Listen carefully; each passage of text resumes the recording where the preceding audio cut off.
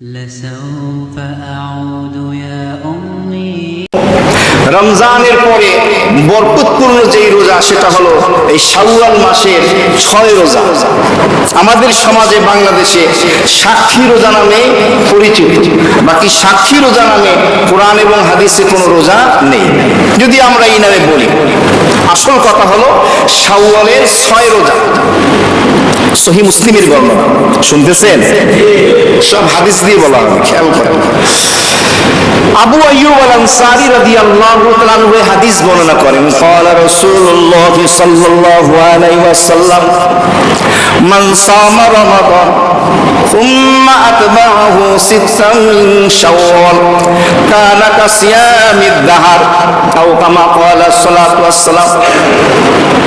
আল্লাহর নবী ইরশাদ ফরমান, যেই ব্যক্তি রমজান মাস সিয়াম সাধনা করলো, রমজানের 1 মাস ফরজ রোজা রাখলো, এরপরে শাওয়াল মাস আসার পরে শাওয়ালের 2 তারিখ থেকে নিয়ে শেষ তারিখ পর্যন্ত পুরা মাসের মধ্যে 6টা রোজা রেখে দিল, কানা কাসিয়ামিদ দাহর।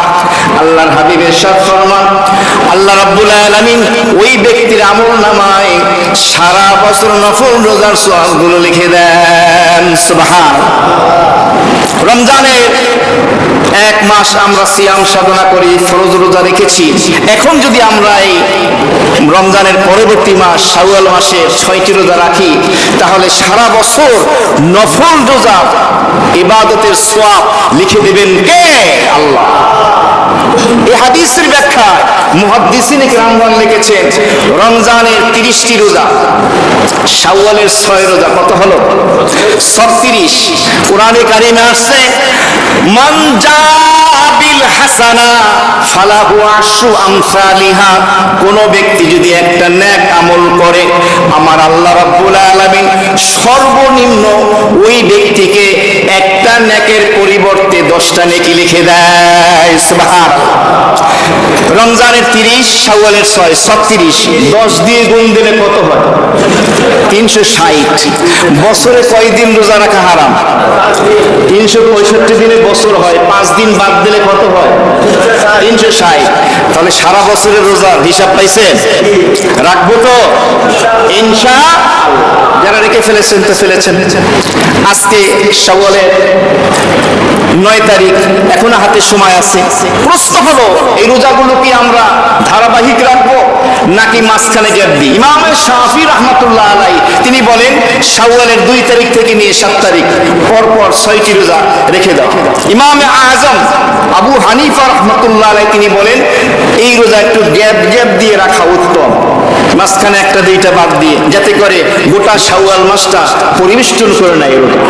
এখানে একটি মাসালা, মা বোন যারা আছেন প্রতি মাসের যে মাসিক হয় পিরিয়ড, এই হায়েজ অবস্থায় তাদের রোজা রাখা নিষেধ, নামাজ পড়া নিষেধ। পরবর্তীতে সুস্থ হলে ওই নামাজের কাজা করতে হয় না, রোজার কাজা করতে হয়।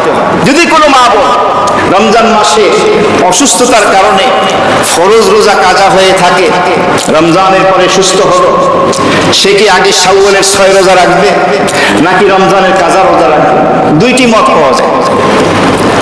কারো কারো মত হলো, হাদিসে বলা হয়েছে যেই ব্যক্তি রমজানের রোজা রাখবে, সুম্মা আতবাহু সিত্তাম মিন শাওয়াল, এরপরে শাওয়ালের 6 রোজা রাখবে। তাহলে রমজানের রোজা আগে কমপ্লিট করবে, এরপরে শাওয়ালের 6 রোজা।